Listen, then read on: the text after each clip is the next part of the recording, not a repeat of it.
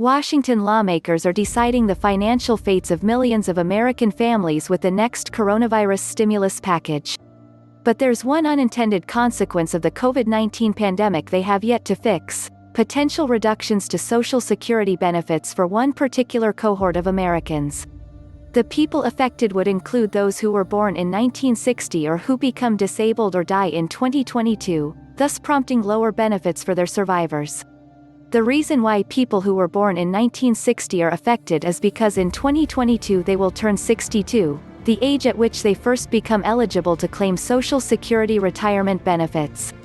More from Personal Finance: some worry HEALS Act might include Social Security cuts. How a new stimulus deal might impact your Social Social Security trust fund at risk due to COVID-19 pandemic. This year, the year they turn 60, is when the Social Security Administration uses the average wages of all workers to determine their benefit calculation.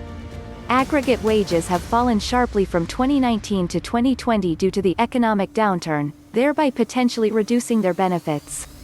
About 5 million Americans could be affected by this so-called notch, or drop in retirement benefit levels, according to estimates from Representative John Larson, D-Conn, who has introduced legislation to address this problem.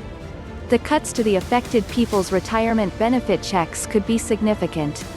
According to Larson's estimates, someone who was born in 1960 earning medium wages could receive $1,400 to $2,000 less per year for the rest of their lives compared to individuals born 1 year earlier. Congress must step in to prevent this, Larson wrote in an op-ed published this week. The National Average Wage Index measures wage growth among Americans. The Social Security Administration uses the index to adjust benefits, which are tied to inflation.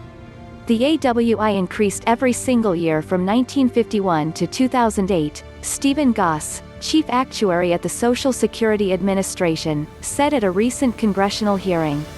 In 2009, the AWI declined for the first time by 1.5%, prompted by the financial crisis.